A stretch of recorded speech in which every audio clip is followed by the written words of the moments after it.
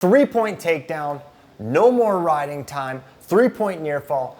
The NCAA Rules Committee just announced some game-changing NCAA rules proposal that are likely going to get passed. I just have to say, round of applause, bravo. I love all the changes that the NCAA Rules Committee has proposed, and I want to get into them, and I want to get into the impact I think this is going to have, and a positive impact I think these are going to have on the sport, okay? The first one I think is the biggest one, and I think it's going to be the one that's probably the most divisive.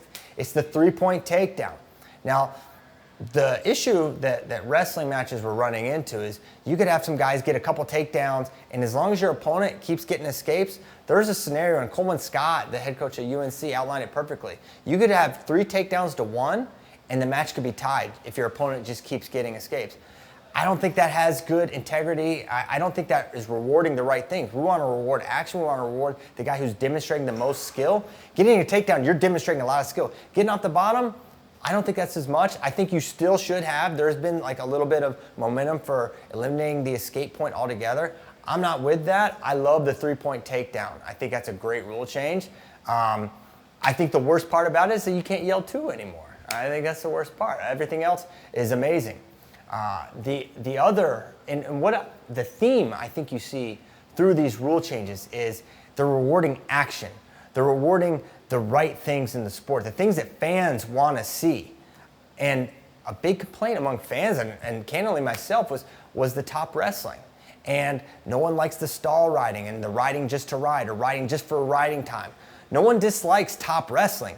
They dislike just holding a guy down just to hold a guy down. Well, there's no more riding time point. The only way you can get that riding time point is if you turn your opponent. So if you ride your guy for 1:07 longer than he rides you, you don't get a point for that unless you get near fall points. I think that's tremendous, and I think there's other aspects of top wrestling that the Rules Committee addressed. The second one being the ankle ride.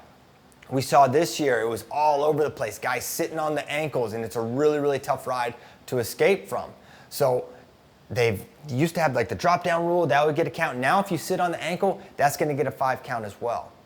And another, and I think maybe one of the most significant changes that is maybe getting not getting the full amount of steam for how big it is a year ago they came out with a rule clarification that said, hey, yeah, the top guy actually does not have to ride to turn. He does not have to do that and not be considered stalling. So you could just ride to ride, just like we've seen. And that was actually written in NCAA rules. Well, now it's going to be changed. The top wrestler has to be working to break down and then work for near fall. This is a rule change. This did not exist previously. You do have to work for those near fall points. And if you're not, you can be hit for stalling, which I think is great and a step in the right direction for more entertaining mat wrestling, which I think everyone wants more of.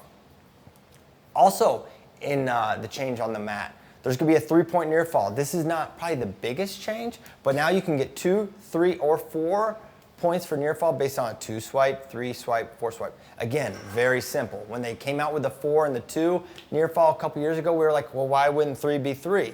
If 2s were 2, 4s were 4, 3 were 3. And I think this rule committee says, yeah, that makes sense. Let's do it. So now you can get 3-point near fall again. I think that's a tremendous change. And another change I think is in the positive direction, not just for action, but just simplicity of rules. We had this rule scenario where you could get a takedown one way and it would count as 2. And if you get into a slightly different order, it wouldn't be 2. And it was the no reaction time takedown. I can't imagine, it's hard enough to explain this to a wrestling fan. Imagine explaining it to someone new. Well, they said, okay, yeah, sorry, bad idea. We're getting rid of the no reaction time takedown. And every takedown has to fit the same criteria. There's no new scenarios for where no reaction time. No, you have to exhibit control no matter what. This is a great rule. We saw it in the Max Dean, Ethan Laird match where it was the epitome of bad rule, but it was the right call. But it was dumb. It didn't make sense, so they got rid of it. I think that's a great change. I think that's going to simplify things for wrestling fans.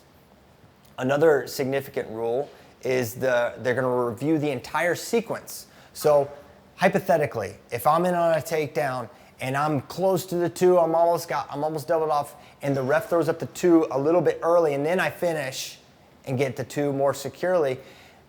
In previous, you could challenge that, and if the ref gave the 2 before I got the takedown, that entire sequence would get wiped.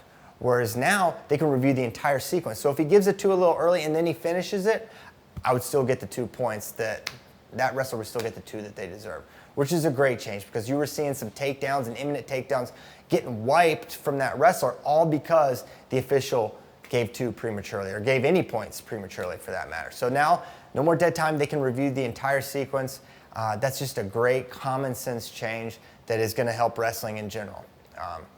There's some other changes involved where, you know, we saw in previous years, and especially this year, so many medical forfeits. Guys go to the tournament, they lose a match, and they just dip out completely.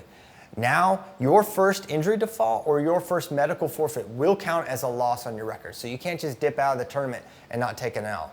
I think that's a great change. I think we want to see people entering tournaments to win them and to complete them. And you can't just, I got a tough next match, I just forfeit, and that match doesn't happen. No, you get a loss for that. I think that's a great change, and it's something that people have been asking for. And I think the general theme of these rule changes are they're fan-friendly. And I think if you look around at other sports, that everyone is trying to make their sport more fan-friendly. That's the customer. What do fans want? They want more scoring. They want top wrestling. They want more action on the feet. They want to be rewarding the right things, rewarding the action, rewarding the skill. And you see it in baseball. They introduced the pitch clock. You see it in basketball. And there's always a little bit of opposition from traditionalists. And I understand that as well. But I think when you hear that opposition from traditionalists, that's like the first sign that you're on the right track, right? The traditionalists hate the pitch clock in baseball. The traditionalists hate how, they say the NBA is soft now. But the numbers are higher. The numbers are higher for the NBA. The numbers are higher for NFL. They've de-incentivized, it's really, you can't hit the quarterback anymore. Everyone wants to watch high-scoring offensive games. Yeah, maybe it's not as pure a game, whatever you want to say, but the NFL is rewarding the customers with a better viewing experience. And I think the rules committee, and it's a bigger committee, but the coaches on the committee, Coleman Scott from UNC, Chris Bono, Wisconsin, John Hange, a writer, they did a great job here. And I think NCAA wrestling and wrestling fans are going to be huge beneficiaries of these changes.